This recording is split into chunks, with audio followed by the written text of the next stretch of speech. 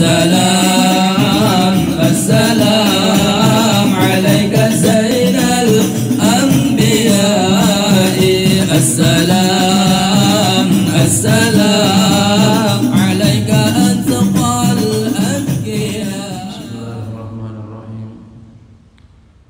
الحمد لله رب العالمين وبه نستعين على أمور الدنيا والدين والصلاة والسلام على أشرف الأنبياء والمرسلين سيدنا وحبيبنا وشفيعنا مولانا محمد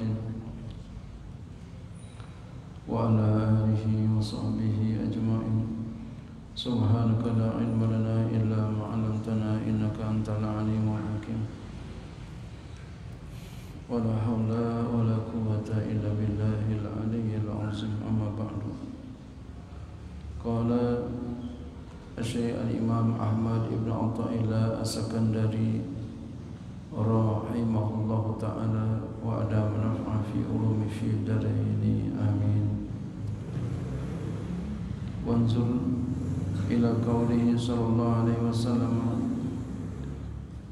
فمن كانت هجرته إلى الله ورسوله فهجرته إلى الله ورسوله ومن كانت هجرته إلى دنيا يصيبها أو امرأة يتزوجها فهجرته إلى ما هاجر إليه.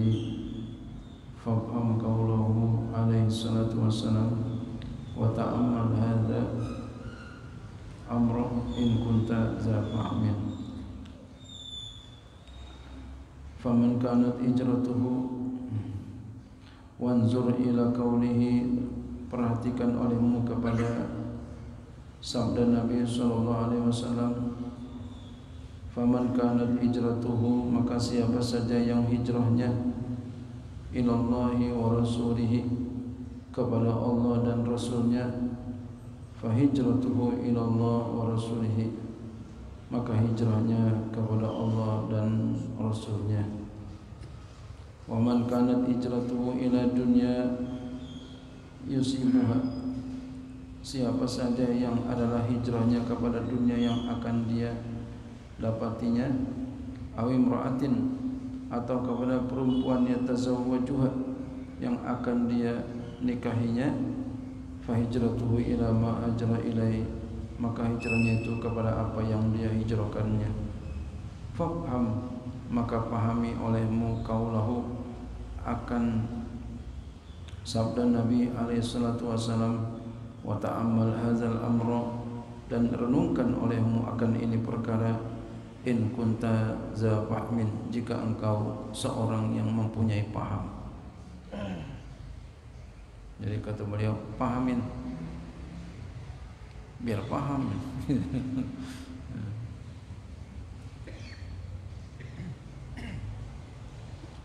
Bagaimana penjelasannya? Wanzur, perhatikan olehmu ila qaulihi, kepada sabda Nabi sallallahu alaihi wasallam, faman kanat hijratuhu, maka siapa saja yang adalah hijrahnya ilallahi wa rasulihi, kepada Allah dan Rasulnya, ay bil qasdi wan niyati, artinya dengan maksud dan niat. Fa hijratuhu, maka hijrahnya ilallahi wa rasulihi, kepada Allah dan Rasulnya. Fil waqi, pada kenyataannya, pada yang terjadi, wa nafsil amri, dan pada hakikatnya. Fa iya mahmudatun muqtaddun biha, maka dia itu terpuji, lagi dianggap dengannya. Jadi siapa yang hijrahnya kepada Allah dan Rasulnya, maka dia hijrahnya kepada Allah dan Rasulnya. Artinya niatnya itu, qasdnya itu kepada Allah, maka akan terjadi sampai kepada Allah dan Rasul.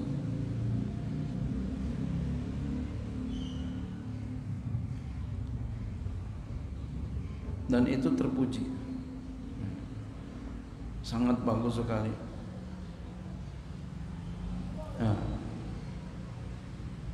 Qasad, niat adanya di hati. Kita enggak tahu tentang orang, dia tahu tentang dirinya dan Allah Subhanahu wa ta'ala.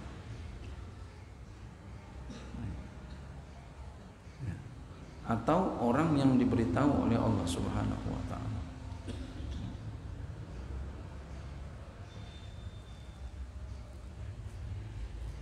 Maka oleh karenanya kita perbaiki niat kita dengan sungguh-sungguh.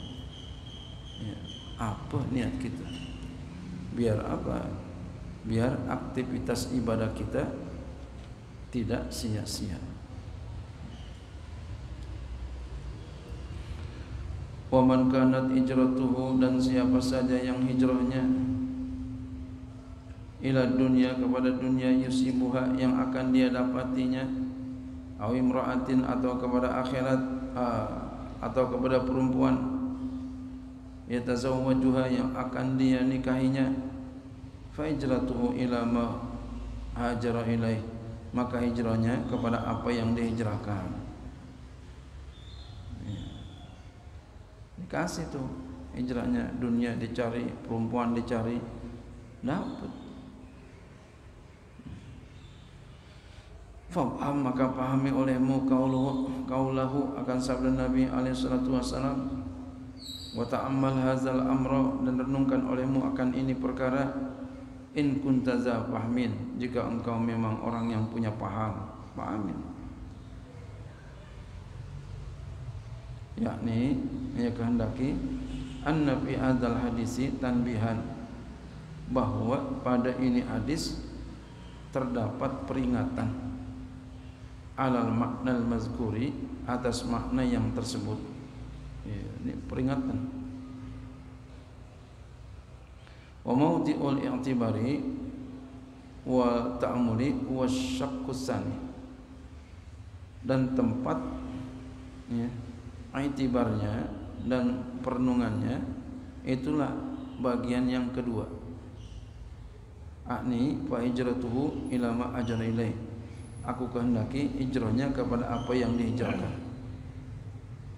Fa inna maknahu, maka sungguh maknanya, annahu, bahwasanya la nasiba lahu minal usuli, bahwasanya tidak ada bagian baginya daripada sampai, wal qurbi, dan dekat, allazi haziya bihi, yang dia memperoleh dengannya, man hajara, ya, orang yang hijrah, ilallahi wa rasulih, kepada Allah dan Rasulnya. Wa ka'annahu, dan seakan-akannya Nabi SAW nabaha bid dunya wal mar'ati, beliau memperingati dengan dunia dan perempuan, ala uzuzin nafsi, atas bagian-bagian nafsu. Ya, jadi dunia, perempuan itu bagian nafsu. Hati-hati. Ya, beliau seakan-akan memperingati kita begitu. Ya, hati-hati.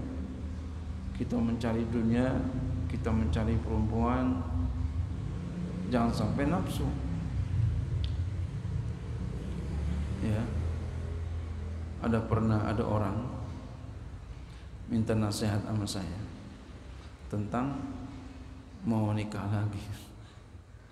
Ya, Pak Kiai, saya mau nikah lagi. Menurut Pak Kiai gimana? Ya, saya katakan hukum nikah itu adalah, dasar hukum nikah itu mubah. Dasarnya, kalau kita hajat jadi sunnah. Kira-kira kamu hajat enggak? Ya, tanya begitu diam ya. Pengen aja katanya, pengen, berarti enggak hajat. Kalau enggak hajat jangan, ntar berantakan. Kan udah punya satu. Iya. Akhirnya ya, waktu berjalan dia nikah juga. Nikah juga. Ya, kemudian dia datang ke rumah. udah lama datang. Saya tanya, bagaimana pernikahannya? Kan nikah juga katanya. Iya, benar kata Pak Kiai katanya. Umurnya cuma 8 bulan kata dia. Setelah itu cerai. Udah habis-habisan saya Pak Kiai katanya. Habis-habisan. Di jalan sama laki-laki lain katanya. Masya Allah. Ya, benar kan apa kata saya? Iya.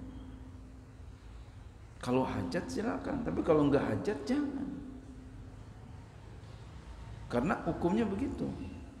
Dalam mazhab kita Syafi'i, hukum nikah, hukum dasarnya adalah mubah. Dia sunnah kalau hajat. Hajat nggak kira-kira kita? Enggak ya, jangan. Kan kadang begitu ya, kita nikah 1, 2, 3, 4, kita bilang apa? Sunnah Nabi. Itu yang menjadi acuannya tuh, sunnah Nabi. Ya memang Nabi melakukan itu, tapi hukum dasar daripada nikah, ya sama. Ya belum punya istri pun sama begitu, mubah. Begitu pula mau istri 2, hukumnya mubah, boleh. Boleh. Bukan sunnah, boleh. Nah. Ya. Bisa wajib, bisa. Nah, jadi bisa mubah. Mubah itu bisa naik menjadi sunnah, bisa juga wajib. Ya. Kalau emang keadaannya membawa kepada kewajiban, kalau dia nggak nikahkan, dia umpama bakalan terjadi ya, zina umpama gitu, jadi wajib.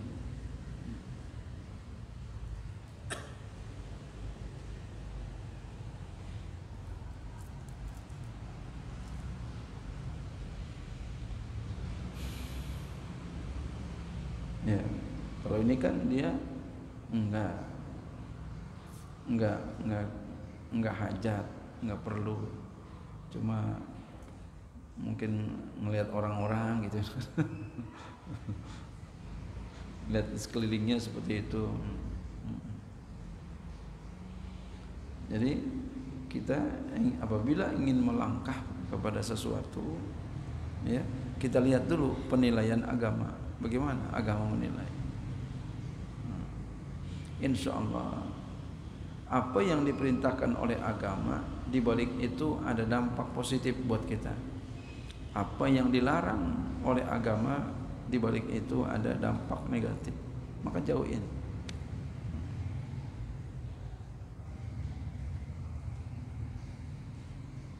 Nah, itu ada bagian nafsu. Ya. Nabbaha bid dunya wal mar'ati ala uzuzin nafsi. Jadi kalau ya enggak hajat mau nikah aja, nah ini khawatir ada bagian nafsu. Itu tinggalin.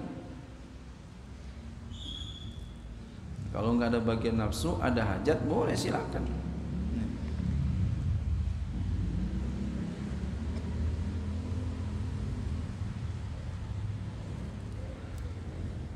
Ada orang minta umpama gitu ya.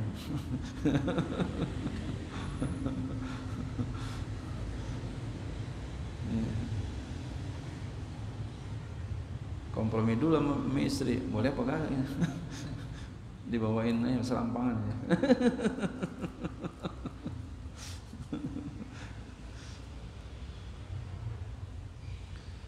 Bil ukufi ma'aha, dengan berdiri bersamanya, ya, kainatan makanat, keadaannya apa yang ada, ya, jadi khawatir di situ ada bagian-bagian dunia. Jadi kalau kita ingin mengarah dunia, ingin mengarah akhirat, ingin mengarah perempuan, renungkan dengan baik.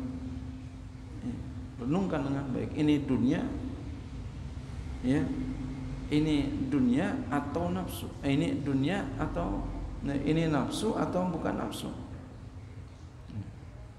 Ini nafsu atau bukan.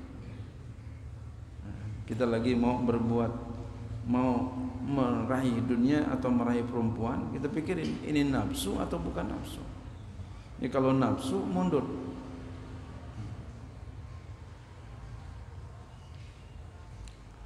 Dulu saya nikah, saya bingung Pak. Akhirnya saya suruh pilihin emak saya. Emak tolong dah pilih dah mana buat Eman. Yang dipilih ini aja. Jadi bukan saya yang pilih. Takut salah. Jadi emak saya yang pilih.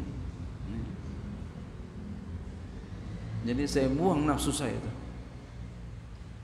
Saya suruh emak saya pilih. Masya Allah. Saking saya kepengen jangan sampai salah. Kalau kita kan nafsu. Walaupun kita tukang ngaji, ya alhamdulillah bukan ngaji. Ngeri juga. Ini kalau orang tua itu dia ya walau tidak bertitel, nah, tapi dia punya rasa yang sangat tajam.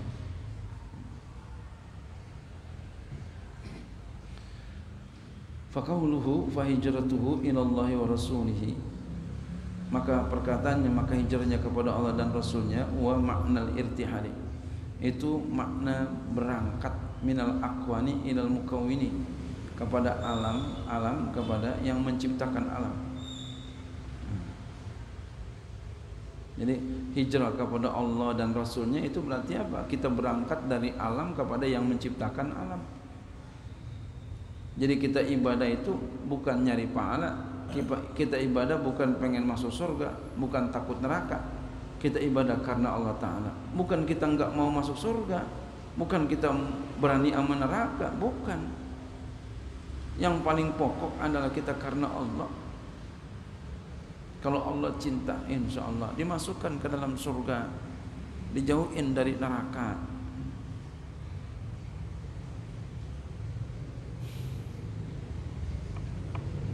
Allazi huwa matlubun, yang dia itu dituntut minal abdi, daripada seorang hamba, wa huwa musarrahun bihi, dan dia itulah yang dijelaskan dengannya. Wa qauluhu fa hijratuhu ila ma hajara ilaih, perkataannya fa hijratuhu ila ma hajara ilaih wal baqa'u, itulah kekal mal aqwani, kekal serta keadaan-keadaan, wa tanakuli fiha, dan berpindah padanya, wa huwa musyarun bihi, itu yang diisyaratkan dengannya, ghairu musarrahin, yang tidak dijelaskan. Walamma kana hasilu ma taqaddama talab ar-raf'il himmati 'anil khalqi wa ta'alluqiha bil malikil haqqi wa ablagu ma yusiru ila azil martabati Sumbatul arifina billahi ta'ala.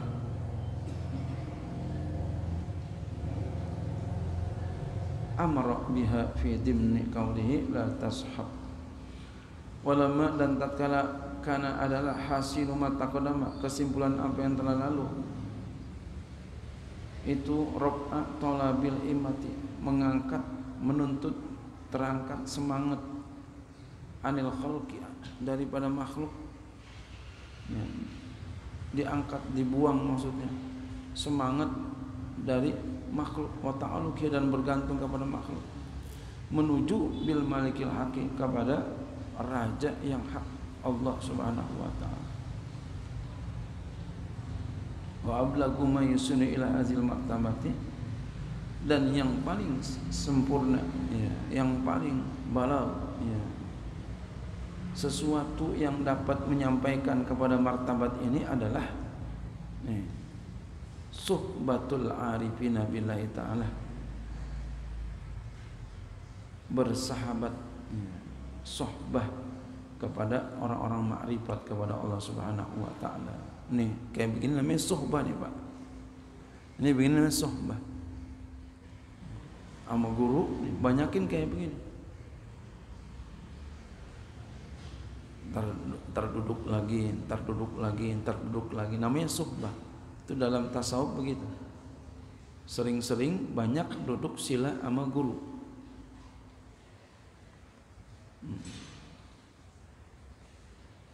Untuk mencontoh beliau, dan bukan untuk mencontoh aja ya. Nur yang Allah berikan kepadanya itu nanti insya Allah Allah izinkan ya, Allah berikan kepadanya muridnya. Jadi sering-sering bertemu sama guru, duduk di majlis ta'lim beliau, namanya suhbah.